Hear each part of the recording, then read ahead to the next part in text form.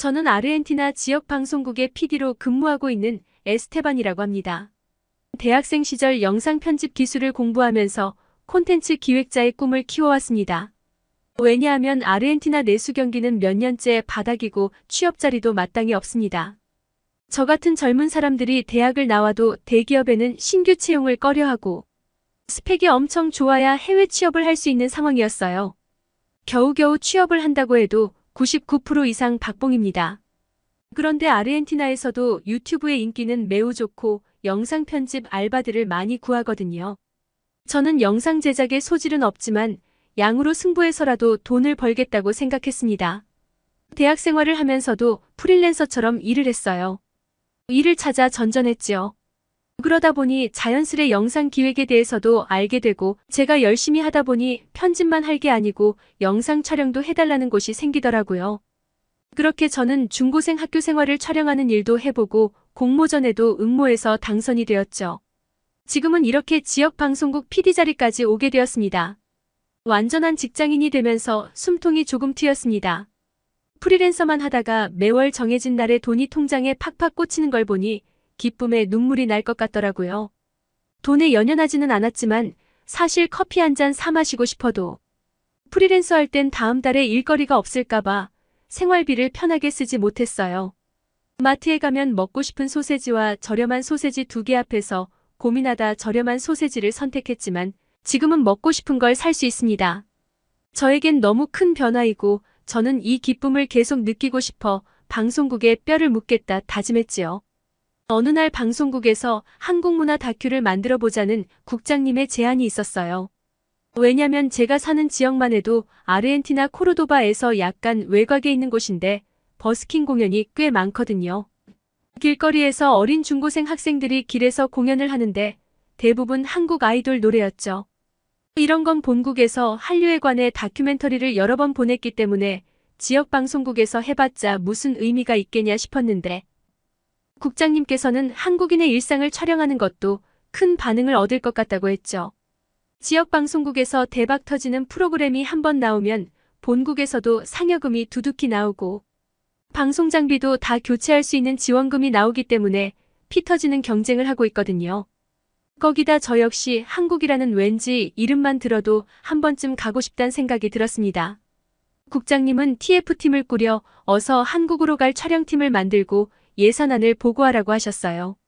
이 팀에 들어가기 위해 간단한 심사를 거쳤는데 저는 유튜브 영상 제작으로 이미 한국 문화에 대해 많이 알고 있기도 했었고 방송국 막내라는 이유로 가진 잡다한 일을 다 할 사람이 필요하다 보니 너무 쉽게 심사에 합격하게 되었습니다. 한국행 일정이 잡혀지면서 일상의 어떤 모습을 위주로 촬영할지 영상 기획에 대한 회의가 밤낮으로 이어졌었습니다. 미리 방문할 한국의 유명한 가게, 학생들이 다니는 댄스 학원, 그리고 홍대거리 등 효율적인 이동 동선을 짰고 인터뷰 섭외, 숙소 예약 등 꼼꼼하게 준비했습니다. 드디어 고대하던 한국행 비행기 탔습니다. 아르헨티나에서 한국까지는 장장 40시간 걸립니다. 사실 비행기 안에서도 노트북을 켜고 예정된 스케줄들을 한 번 더 체크하려고 했지만 그동안 너무 달려와서 그런지 비행기에 앉자마자 자버렸습니다. 기내식도 2번이나 패스하면서 그간 쌓인 피로를 풀었습니다. 실컷 자도 도착하려면 하루가 넘게 남다 보니 저는 기내에서 제공되는 영화 중에 한국 영화를 켰습니다. 영화 내용보다 한국의 배경에 더 집중하면서 차별 있는 영상을 만들고 싶었어요. 한국에 도착하고 나서 우리 촬영팀은 모두들 한국의 발전된 모습에 참 놀랐습니다. 어째서인지 한국이 아르헨티나는 물론 미국보다 훨씬 선진국처럼 느껴졌다는 사실입니다. 제가 해외 경험은 없어서 다른 공항들과 비교를 할 수는 없었지만 예상치 못할 정도의 선진 문화를 가지고 있었어요. 너무나 신기했던 것은 공항에 있는 비행기 탑승을 대기하고 있던 공항 대기실이었습니다. 그곳에는 엄청난 고가의 대형 TV가 설치되어 있었고 심지어는 대기 통로 바로 옆으로 아이들이 자유롭게 뛰어놀 수 있는 고급 놀이시설마저 있었기 때문인데요. 나중에 알고 보니 그곳은 키즈 카페라는 곳이었습니다. 비행기 탑승을 기다리는 한국인 부모들은 편하게 공항에서 TV를 보거나 컴퓨터를 이용하고 있는 거였습니다. 아르헨티나에서는 상상도 못할 일입니다. 같이 온 촬영팀 동료가 휴대폰으로 정보를 찾아보니 인천공항이 무려 선진국 공항 순위 1위에 있다는 충격적인 화면을 보여줬습니다. 공항을 빠져나와 우리 촬영팀은 공항철도를 이용해서 숙소가 있는 용산의 한 호텔로 가야 했습니다. 촬영팀은 한국의 일상 중 지하철 타는 것을 촬영하는 부분이 있어서 우리는 바로 소형 카메라를 들고 한국 지하철을 처음 타는 브이로그를 촬영하는 컨셉으로 업무를 시작했습니다. 지하철 노선도를 보고 표를 사는 과정을 촬영하는데 놀랍게도 한국은 지하철로 많은 도시로 이동이 가능하고 가격도 저렴하다는 것을 발견했습니다. 지하철을 타기 위해 계단으로 내려간 순간 우리는 눈앞에 펼쳐진 상황에 당황했습니다. 마치 자판기처럼 생긴 엄청나게 큰 기계에 책을 빌릴 수 있었거든요. 우리는 무인 대여기계에서 책을 빌리는 모습을 열심히 촬영했습니다. 검색해보니 한국에서는 이러한 시설을 스마트 도서관이라고 부르고 있었어요. 책을 빌릴 때 신용카드로 결제해서 빌리고 책을 다시 반납하면 결제된 금액 중 일부를 돌려준다는 내용도 있었어요. 심지어 책을 빌린 지하철역이 아닌 다른 지하철역으로 가서도 반납이 된다고 적혀 있었죠. 아르헨티나에서는 노상에서 잡지를 파는 서점들이나 편의점마저도 하루가 멀다 하고 도난이 발생하는데 한국의 디지털 인프라 발달뿐만 아니라 시민의식도 상당히 발달해 있었던 거죠. 저는 곧바로 한국의 스마트 도서관을 동영상으로 찍어 국장님께 이런 시설에 대해 촬영하고 있다고 보고드렸고 국장님은 어떻게 이런 시스템이 가능하냐면서 신용카드 결제를 직접 하는 부분까지 촬영을 하라고 하셨습니다. 우리의 충격은 거기서 끝나지 않았죠. 지하철을 타고 외국인 인터뷰 컨셉으로 촬영을 하고 있는데 아까부터 선반 위에 가방 하나가 방치되어 있었어요. 저는 가방이 계속 신경 쓰여 카메라에 계속 담았죠. 하지만 20분이 지나도 가방은 그대로 있는 거였어요. 그 가방이 놓여있는 자리 아래 많은 승객들이 타고 내리며 바뀌고 있었고 주인은 분명히 저 가방을 잃어버리고 그냥 내린 것 같았거든요. 그 가방을 더 지켜볼 수 없었던 저는 선배에게 저 가방이 어떻게 되는지 궁금하다고 했어요. 성격이 활발하고 넉살이 좋았던 선배는 앞자리에 있는 한국 여성분에게 번역기 앱을 써가며 우리의 인터뷰 취지를 설명하고 저 가방이 어떻게 되는 건지 인터뷰해 줄 수 있겠냐고 물었더니 고맙게도 한국 여자분은 흔쾌히 응해주었어요. 그리고 여자분의 말씀을 듣고 우리는 놀라지 않을 수 없었어요. 한국 사람은 무거울 때뿐만 아니라 지하철에 사람이 많아 붐비면 가방을 선반에 두고 내릴 때 가져간다고 했어요. 그리고 선반에 있는 가방은 주인이 아니고는 아무도 가져가지 않는다는 믿기지 않는 말을 하더라고요. 혹여 주인이 깜빡 잊고 가져가지 않는다면 어떻게 되는 거냐고 물었더니 그녀는 지하철이 종료될 때 분실물 센터에 입고될 것이고 가방 안에 주인의 인적사항을 확인할 수 있는 것이 있다면 주인은 쉽게 가방을 찾아갈 수 있다고 했어요. 실제로 그녀도 예전에 쇼핑하면서 샀던 새 옷을 가방째에 두고 내린 적이 있는데 분실물 센터에서 영수증을 보여주고 옷을 금방 찾은 적이 있다고 말해주었습니다. 기본적으로 한국 사람들은 다른 사람의 물건에 욕심을 내지 않는다는 이야기도 덧붙이면서요. 촬영팀은 그 이야기를 듣는데 입이 다물어지지 않았습니다. 한국의 지하철 촬영은 그렇게 마무리되었고 우리는 숙소에 도착해서 짐을 풀었습니다. 장시간 비행으로 피곤했지만 저녁 촬영을 서둘러야 했습니다.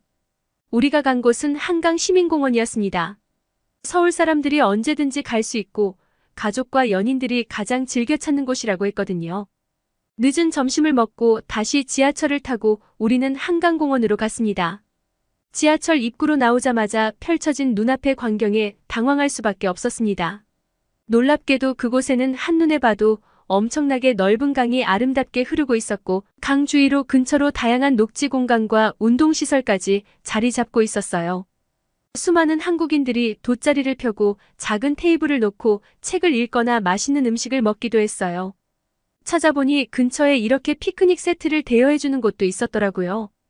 한강공원은 뭐랄까 서울의 밤을 책임지는 곳이란 생각이 들었어요.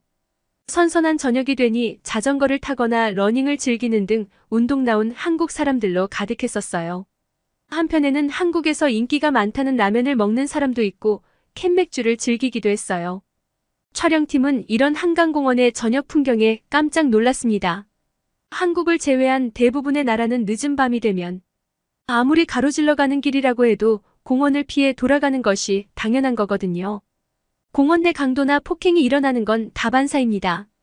한국인들이 늦은 밤과 새벽에 공원을 피하기는커녕 공원에서 운동하고 음악을 듣는 모습, 심지어 가벼운 음주를 하는 모습에 정말 한국의 치안과 인프라는 세계 최고의 수준임을 알게 되었습니다. 저는 한국에 오기 전 자료 수집하면서 한강의 모습을 이미 봤었는데요. 밤에 한강 주변으로 야간 라이딩을 하는 사진을 본 적이 있었습니다. 저는 그것이 100% 설정한 사진이지 실제 있는 일은 아니라고 생각했습니다. 아르헨티나의 경우 밤은 당연하고 낮에도 여성이 혼자 강변을 따라 자전거를 타는 것은 상상도 못할 일이에요. 심지어 아르헨티나의 공원에서 버스를 기다리다가 강도를 만나는 일도 종종 있을 정도거든요. 촬영팀은 한강 공원 내에 있는 매점과 푸드트럭을 촬영하면서 우리도 이제 촬영을 끝내고 돗자리를 빌려 한강에 앉아서 간식을 먹자고 했습니다. 여독이 채 가시지도 않은 몸을 이끌고 하루 종일 강행군을 했더니 입안도 헐고 몸이 무거웠습니다. 그래서 한강 한켠에 자리 잡아 멋진 야경과 한국 사람들의 여유를 함께 느껴보았답니다. 한국은 너무나 행복한 곳이에요. 제가 앉은 자리의 맞은편에 나무 아래 돗자리를 핀 커플이 있었는데 돗자리 위에 담요와 가방을 놓고 배달 음식을 받으러 가더라고요. 오늘 아침만 해도 저 모습을 보았다면 상상도 못할 일이었을 겁니다. 개인 물건을 공원에 두고 간다는 건 내 물건을 가져가라는 뜻인데 한국에서는 저 물건이 안전하다는 걸 알았거든요.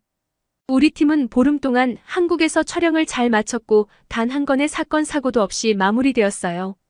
영상을 제작하며 그 중간에 저희가 겪은 한국에서의 일들을 끼워 넣을 생각입니다. 믿지 못할 한국의 치안과 시민들의 의식 수준, 한국이라는 나라를 알게 되어 참 뿌듯합니다. 제가 들려드릴 이야기는 여기까지입니다. 에스테반 씨의 한국 방문기 재미있게 들었습니다. 이번에는 일 때문에 한국에 오셨지만 다음엔 친구들과 한국에 놀러 온다면 한 번쯤은 밤에 한강에 와서 한국 사람들처럼 치킨과 맥주를 해보시는 건 어떨까요? 감동 돋보기에서는 여러분의 사연을 기다리고 있습니다. 자신의 사연을 소개해주고 싶으신 분은 공식 메일로 언제든지 제보해주세요. 구독과 좋아요는 영상 제작에 큰 힘이 됩니다. 감사합니다.